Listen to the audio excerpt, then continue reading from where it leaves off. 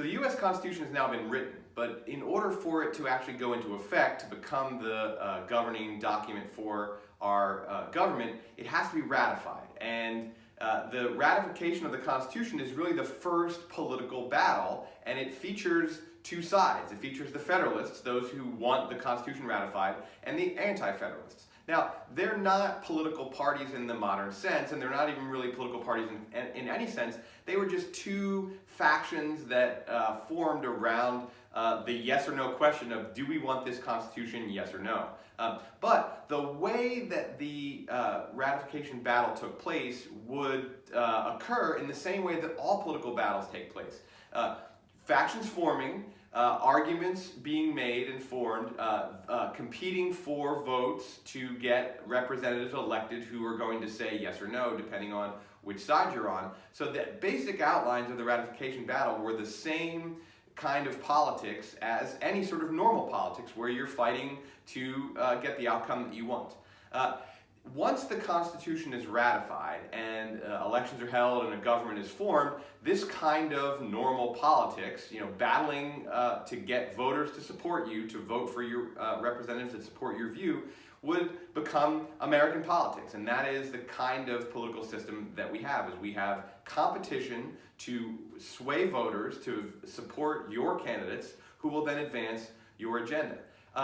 The ratification battle was the first of a set of early political battles that were conducted among the founding generation. The same people, as I said in the last lecture, who rallied support for the Revolution, helped fight and win the Revolutionary War, who did in the second phase of battling to write this Constitution. And then once the Constitution is ratified and put into effect, they then participate in politics. They play politics in the system that they themselves created, and it happens to unfold in a way that they didn't necessarily predict or even desire, but the basic rules of the game combined with human nature and the kinds of things that people who get into politics want, which is to win so that they can have their way, plays out within the confines of the system.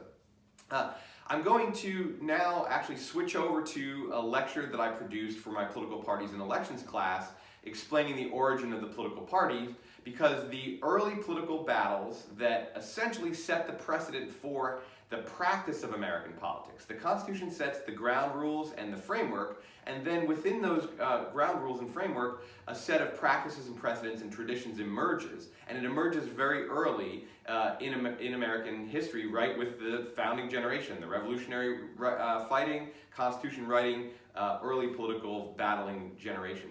And what does happen is two political parties form that will give essentially the nature, that will create the nature of political conflict for the 200 plus years that lead up to our current time. And so I'm going to just use that lecture, which describes the origin of American political parties and traces how American political parties emerge from the early political battles. Our Constitution doesn't mention parties. Our constitutional system doesn't build in political parties into the fundamental design. And in fact, at the Constitutional Convention, the delegates who wrote the Constitution not only didn't think that parties should exist, they kind of, and I would say a little naively, believed that they wouldn't develop. It's not that they didn't know about political parties. There were parties and partisanship in Great Britain, so they'd seen it. They hoped that what there would be is there would be multiple factions that people would organize around certain ideas and interests and compete in the political system. They didn't believe there wouldn't be competition. They didn't believe that groups wouldn't work towards advancing their goals and trying to get victories. They just didn't believe, and they didn't want parties to form. Now, the interesting thing about this is that the original parties that did form were formed by the same generation of politicians who wrote the Constitution, and was actually formed by some of the people who were at the convention itself who didn't design or build in parties into our system. So why did it happen? How did the steps that were taken get to the kind of modern political party system that we have? And why do we have a two-party system with the two particular parties that we have? Why do we have parties in the first place? we're so familiar with them, it almost seems like a ridiculous question. Why are there parties? But in the very first presidential administration, the Washington administration, there weren't political parties. The first American election in 1788 didn't include parties. Now, there wasn't real meaningful competition for the presidency either, and the election for the seats in Congress took place in a way that kind of organized around factions and individual candidates. And they were, state by state. So it's not as though there weren't party-like entities in each of the different states. It's just that there were no national parties. And because there was really no competition for the presidency, it was George Washington in those two elections was more or less uncontested. There didn't need to be any kind of parties to support presidential nominees. And in fact, originally, what the delegates of the Constitutional Convention hoped was that the presidency would be such a big prize, such a coveted office, that sort of the best and the brightest political elites would compete for it, and so there would be this individual competition for the presidency. Of course, we know the system where we have the two major party nominees, and I'm going to talk today about how it is that we got from this idea that the best and the brightest, the sort of elite of the political elite would be competing for the presidency. How do we get from there to here? But that story starts first during the Washington administration. One of the things about George Washington was that he was not a partisan. He was not a person who had party leanings. He didn't have a particular policy orientation. He definitely didn't have a platform. He was really the consensus choice to both be the president of the Constitutional Convention as well as to be the first president in the United States, largely because of his kind of non-partisan, non-policy oriented perspective. He didn't have a vision for the direction that America should go. He didn't have an idea about what kinds of policies would take us in that direction. He didn't have a perspective on who was the core of the American people that should be nurtured and benefited and cultivated. He didn't have any of the ideas about sort of the present or future of the American people or the American nation that would turn into a party platform or a policy agenda or some kind of ideology. But plenty of other people did, and in fact, all of the people that surrounded Washington, the people in his cabinet, his vice president, John Adams, his Secretary of State, Thomas Jefferson, his Secretary of Treasury, Alexander Hamilton, these people and the members who were elected to Congress, both in the House of Representatives and in the Senate, they had ideas about the direction the country should go, who were the Americans that most deserved protection from the government, benefits from the government, recognition that they were part of the people. They all had different ideas, and their different perspectives led them to support different types of policies. One of the things that Washington did well was he surrounded himself with people who had different views. Now, he did make decisions, and he did end up supporting particular policies, and his administration did go in a particular direction. Washington is sometimes listed in textbooks and in history books or called a Federalist, and sometimes he's listed as unaffiliated or non-aligned or independent. Both of those are true in this sense. The Federalist Party didn't exist, and George Washington was certainly not the nominee of the Federalist Party, and he did not consider himself a Federalist. But the Federalist Party organized within his administration during his presidency, and it was organized by primarily the Vice President, John Adams, and the Secretary of Treasury, Alexander Hamilton, who both shared a view of the direction America should go. They both shared a view of our foreign policy, our domestic policy. They shared an idea about how the Constitution ought to be interpreted. They shared a perspective on the power and scope of federal power versus state power. And that set of ideas was what they pushed for in cabinet meetings and in policy meetings and in Congress. And largely they won, and Washington sided with them and pushed for what would be known as Federalist policy. So while Washington himself was not a Federalist, he ended up being, in terms of policy and perspective, he ended up playing a Federalist, in office. Now, the reason why Adams and Hamilton decided that it was important to organize a party was because they understood that you needed victories in Congress, and you needed control over the executive branch to be able to forward a particular agenda. They understood how politics works. They were participating in it, and they realized that in order to win these elections, it would be beneficial to have a party name, a party brand, some kind of collective support network to help get different candidates elected. Hamilton himself had been involved in a very important political endeavor, which was pushing for ratification of the Constitution in the state of New York, and he understood that in order to get that done, and he helped write the Federalist Papers, that you needed an organization, you needed something that was coordinated, you needed a cohesive perspective to make that argument, to make that case. So he had experience with what we can think of as kind of early proto-partisan politics. Even before the Constitution was ratified, there was the Federalist wasn't a party, but there was definitely a faction pushing for ratification. One of the ironies, of course, is that the other major author of the Federalist Papers, James Madison, eventually, very quickly actually became a party leader in the party that opposed the Federalist Party.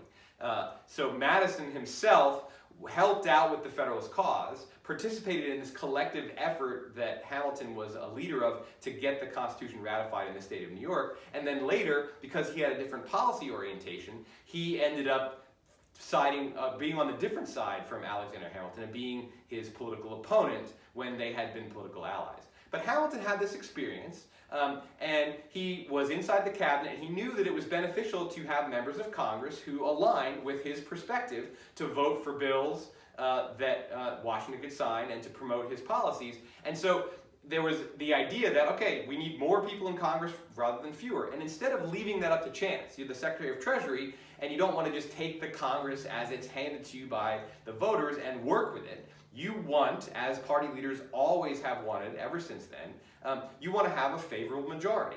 How do you get a favorable majority? You form a group that works together. Now, the Federalists actually had a name and a symbol. It was kind of this black and white flower symbol. It was very, kind of from our perspective, the Federalist Party itself was not extraordinarily organized or well structured. It definitely didn't look like or compete in the way that modern political parties would compete. It wasn't really until the Jacksonian era that the modern political party as we know it, doing the things that we know, evolved. But the Federalist Party was definitely a self-identified group, self-labeled. They had a brand, they had an agenda, and they were competing in elections. So the Federalist Party formed from within the Washington administration. Now, Thomas Jefferson had a very different view of the direction America should go and the way the Constitution should be interpreted and the orientation to our foreign policy. And in just general terms, the Federalists, Hamilton and Adams, wanted to have an active, powerful central government. They wanted to be able to interpret the Constitution expansively so that those powers could be, the implied powers could be used. They wanted to have a pro-industrial, pro-capitalist, pro-economic growth-oriented domestic policy. They wanted to have a pro-British foreign policy. And they were interested in controlling Congress to the best they could to be able to forward this particular agenda. Jefferson and Madison, who didn't have a party quite yet, and they would soon, but they didn't quite yet, they basically were on the opposite side of all these questions. They believed the Constitution ought to be interpreted narrowly, that the federal government ought to be relatively small and contained, and that states ought to do a lot of the work, that the domestic policy ought to be oriented not towards the capitalist class, the merchants, the bankers, the traders, but towards small farmers and plantation owners, that they foresaw not an industrial capitalist future, but an agrarian sort of self-sufficient economy. That's the America they wanted. And in foreign policy, they actually wanted to support and align with France, not Great Britain. France, who had been our ally in the American Revolution, and France, which at the time seemed to have the same kinds of values that America had, whereas Britain had been our foe in the American Revolution. And even though there were definitely important cultural affinities, especially a language and a lot of economic similarities, that Britain, who was the enemy of France, was really not a natural ally for the United States. So in terms of foreign policy orientation, France or Britain, domestic policy orientation, looking towards an industrial capitalist future for America or for an agrarian self-sufficient future for America, and in terms of interpreting the Constitution broadly so that the federal government could have an expansive set of powers, or narrowly so that the federal government really was not that big or important. These were the two sets of ideas around which the original parties coalesced. And Adams and Hamilton realized early, and Jefferson and Madison realized later when they saw their policies losing and when they saw the people who supported these views not getting elected as much as the Federalists were, that there was a benefit to this kind of centralized national organization. That rather than leaving elections up to locals who would try to run candidates who maybe leaned in your direction, the idea would be we form a national party that promotes this agenda, that helps candidates, that has a name, that has some kind of brand and orientation to compete against the Federalists. So really what happened was Hamilton and Adams, who were really very good hardball politicians, they understood what it took to get things across the finish line. They recognized early, before even really the first competitive elections, presidential elections at least, that it would be beneficial to have a name, a brand, an orientation, a national direction, and collective support. Jefferson and Madison, and it was really more Madison, he was really the more hardball politician. Jefferson was still really kind of the philosopher during the Washington administration.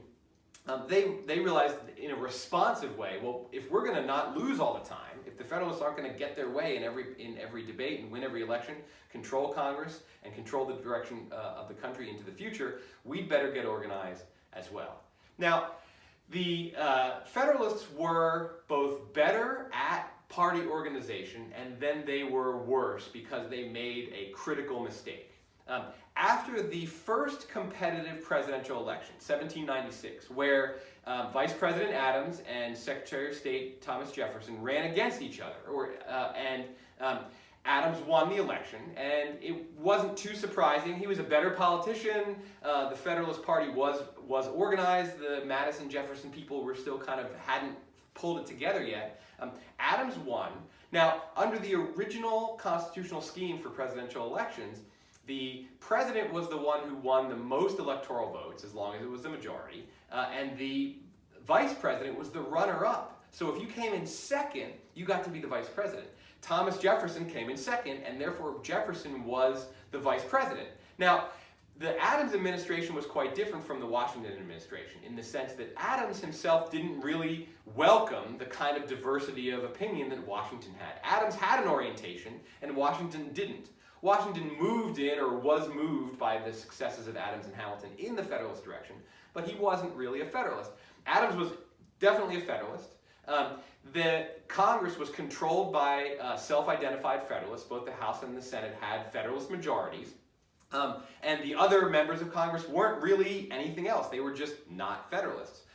So Adams had a unified government, and he had a non-Federalist vice president.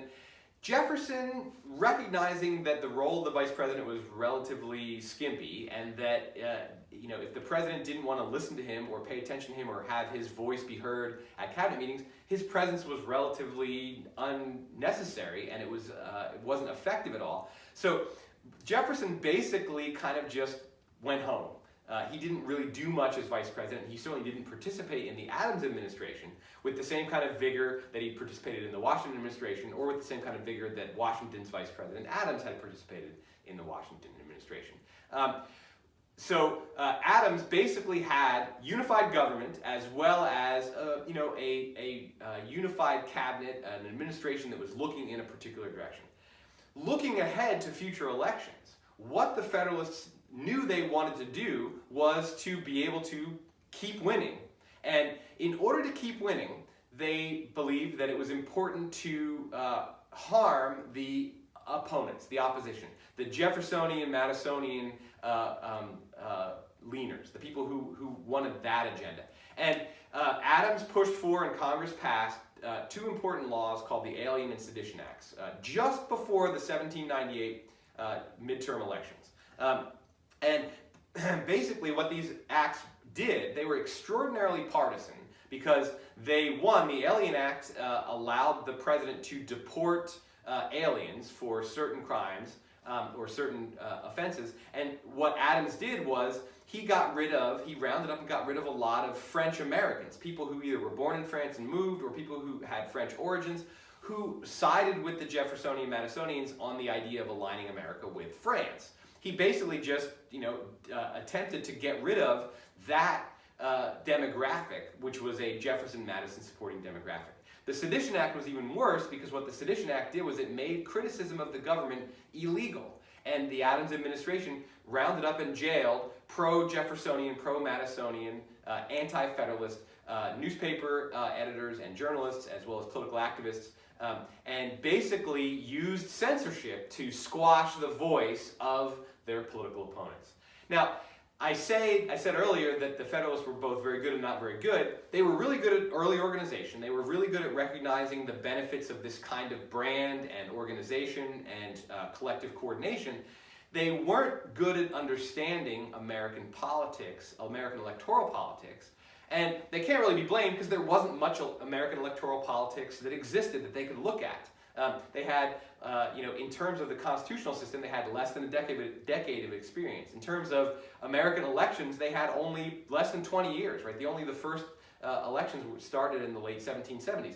They didn't really know, and they really hadn't seen what would happen in an increasingly partisan environment, in an environment where voters were now adjusting and political actors were adjusting to this new constitutional system. And what happened, not in 1798, because it was too quick of an election after they passed the Alien and Sedition Act for voters to engage in a backlash, but the election of 1800, a presidential election year, a repeat of 1796 in terms of the competitors, Adams running against Jefferson. All of the members of Congress, not all the senators, but a third of them, and all of the members of the House running for re-election, all these Federalists. And what ends up happening is the American people, in the first wave election in history, looked at the Alien and Sedition Acts and said, this is not the kind of government that we want, and we're going to vote for the other people. Now, the other people had, between 1798 and 1800, had woken up. Jefferson and Madison, seeing the Alien and Sedition Acts, seeing that there was a strong Federalist majority in both houses of Congress, seeing this strong policy orientation in the Adams administration, they realized, a little late, but quickly, and not too terribly late, that it was important to play this party game, to form a party and to campaign collectively, to organize collectively, to have a brand and a name and an agenda. Now, the Jeffersonian-Madisonian party never got a name, and history books refer to their party in a variety of ways. They're sometimes called the Republicans, the Jeffersonian Republicans, the Jeffersonian Democrats, the Democratic Republicans, the Jeffersonian Democratic Republicans. There's a variety of names, and part of the reason for that is they never actually gave themselves a name. The Federalist Party gave itself a name, and it had a logo, and so we can point to that. The Jeffersonian Democratic Republicans, which we could just call the Democrats because it did that's probably the simplest way to think of it. They were more loosely organized, but they had a policy orientation. They had a basic platform. They had a national standard bearer who was Thomas Jefferson, who competed against Adams, this time not as Thomas Jefferson versus John Adams, but as Thomas Jefferson Democratic Republican versus John Adams Federalist. Now, neither party had a convention in the way that we know, and neither party really sort of selected their nominee in any kind of process other than it seemed pretty obvious. I mean, Adams was the incumbent, so of course he was going to be the Federalist standard bearer. Jefferson was the most prominent in that party, and he was the sitting vice president, so he was also a natural. But we didn't get the party caucus and party conventions until into the 19th century to choose these nominees. Now, what we did have for the first time in 1800 also were running mates. So Adams runs for president, and he has a running mate, and I forget the name of the running mate. I should know it, but I always forget it. Jefferson has a running mate, Aaron Burr, and they're running as a ticket, but it's not the kind of ticket that we know. It's just, hey, vote for us. Now, every elector in the original system gets 2 electoral votes, and the winner of the majority becomes the president, and second place becomes the vice president. Now, because the electors who support the Jefferson-Burr ticket are going to cast 2 votes, If they each cast one vote for Jefferson and one vote for Burr, then Burr and Jefferson will have the same number of electoral votes, and it will be a tie. And no one will have the majority, and in that case, the backup system in the original Constitution, that the House of Representatives will choose the president from among the top three vote getters, the top two vote getters, voting in delegations by state. So each state gets one vote in the House of Representatives. So the members of the House from each of the states collectively gets one vote to cast. And that's exactly what happens. There was a ham-handed and obviously failed attempt to get one of the electors or several of the electors who were for the Jefferson-Burr ticket to cast their second electoral vote for somebody besides Aaron Burr, but they messed it up. They didn't have email. They didn't have the kind of communication that would allow that sort of coordination, and they weren't really very good. They weren't really a party quite yet. So Burr and Jefferson end up with the same number of electoral votes, which means it was a tie, and it goes to the House of Representatives to decide. Now, I won't get into this story, and if you've seen the musical Hamilton, you probably know more about this election than I can tell you in just a couple minutes. But in the end, Jefferson gets selected and Aaron Burr becomes the vice president. The important thing about this outcome is that the American political elite, seeing this outcome and realizing that this was not the way the Electoral College was intended to work. We weren't supposed to have a tie. And the reason it wasn't supposed to work this way, and there weren't supposed to be ties, was because the designers of the Electoral College didn't envision running mates, because they didn't think about parties, and they had no experience with the idea that a group of people would form a national organization and put forward a presidential and vice presidential candidate. So they hadn't foreseen this bizarre outcome. And they quickly remedied that by writing the 12th Amendment. And the 12th Amendment separated the electoral votes. Each elector got 2 votes, but they cast one of those votes for president, and whoever got the majority of those votes became the president, and they cast one of those for vice president, and whoever got the majority of those became the vice president. So no longer is the vice president the runner-up in the presidential election. The vice president is now the winner of the vice presidential electoral college, and the president is the winner of the presidential electoral college. And what this does really is this institutionalizes the party ticket. And it means that the vice president is no longer going to be a political opponent of the president, like happened for the first, essentially just the one time when Adams won and the runner-up Jefferson was his vice president. Now the vice president will be a partisan, a part of the ticket. And ever since the 12th Amendment passed, we've had parties putting forward a presidential, vice presidential ticket, and they don't have to worry about that screw-up that happened in the election of 1800 where Jefferson and Burr got the same number of votes, because the 18th Amendment fixed that. But what the 12th Amendment passed in 1803, what the 12th Amendment did was it institutionalized the party ticket and basically took the first step, even without using the words party, towards creating an institutionalized electoral system that had major parties as the major participants. Now, in order to win the presidency, you have to get the majority of votes, just like before, but now you're going to be running for that with a party standard bearer. What happened in the election of 1800, sort of informally, where the Federalists had their ticket and the Democratic Republicans had their ticket, would then now become the norm going forward. Now, the thing that happened too is not only did Jefferson win, though it took some complicated maneuvering in the House of Representatives to go through the sort of constitutional weirdness of this tie to get him selected president, but the Federalists got wiped out in the congressional elections. And the Democratic Republicans now had unified government in the opposite type of the Federalists. They now had Democratic Republican partisans in the executive branch and controlling both the House of Representatives and the Senate. And this sort of taught a lesson to the American political elite that, one, the American people were going to respond, the American voters, and at this point the voting population was actually a small minority of the actual population, but American voters were going to respond negatively to the party in power if that party did something that it didn't like. So as I say, the election of 1800 was the first wave election.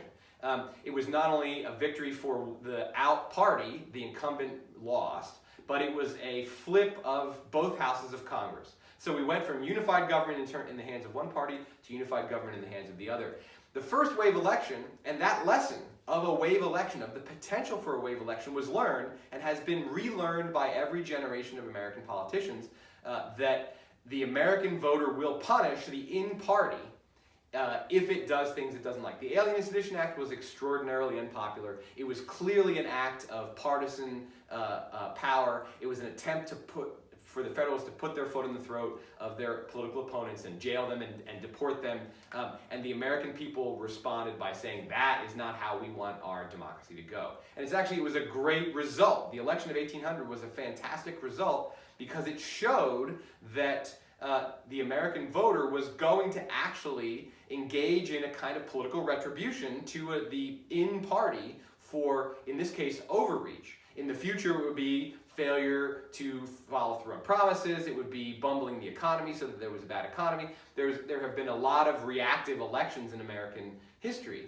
And what it also taught party leaders was that when you win, when you have control over the various institutions of the federal government, in order to keep winning, not only do you have to have a party organization to help you do that, but you want to give the American voter some satisfaction. You definitely don't want to piss them off because they will be reactive against you.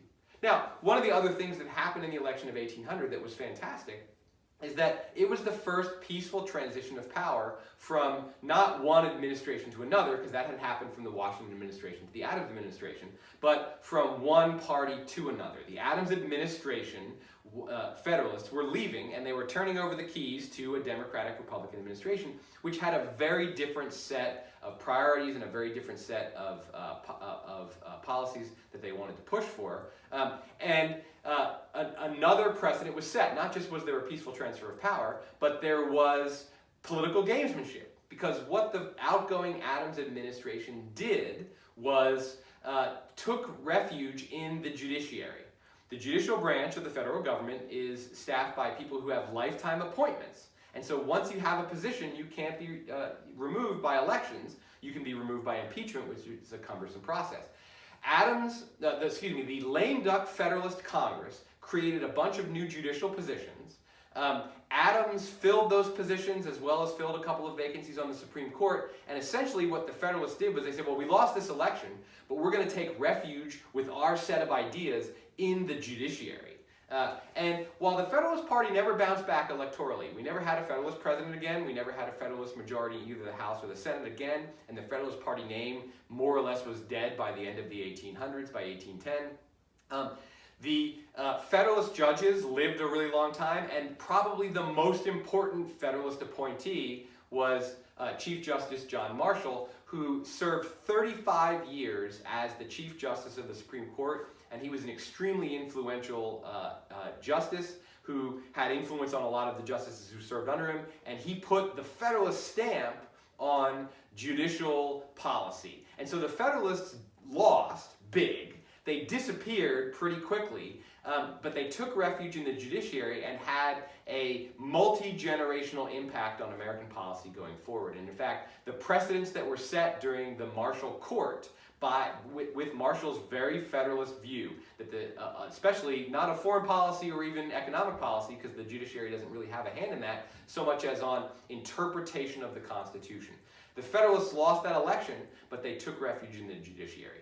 Another lesson that was learned by future generations of partisans and party leaders is that the judiciary is a great place to have power because it lasts well beyond elections. If the American people are going to occasionally rain down retribution on the in-party in the form of a wave election, then the judiciary is protected from that reign of change. And that's a place to put your emphasis. And it shouldn't be too surprising to you to know that, yes, that's actually, that notion, that lesson has still been learned, and it's a huge part of, obviously, present-day politics. And certainly I'm standing here several days after the death of Supreme Court Justice, and it's only a few weeks until a presidential election, and the Republicans, fearful of being voted out, are trying to fill that vacancy and are certainly going to try to put through as many more judicial appointments as they can between now and January. That is American politics that's 220 years old. That's not brand new. That goes all the way back. Because what a party is an organization that is intended to advance its political aims. Some of those political aims can be advanced by winning elections. Other of those political aims, and some of the same ones, they overlap, can be advanced by controlling the judicial branch. So the election of 1800 had it was a precedent-setting and profound impact on American politics. It begins the solidification of the party system, and it taught some lessons that party leaders and partisans going forward for the next 2+ centuries would heed.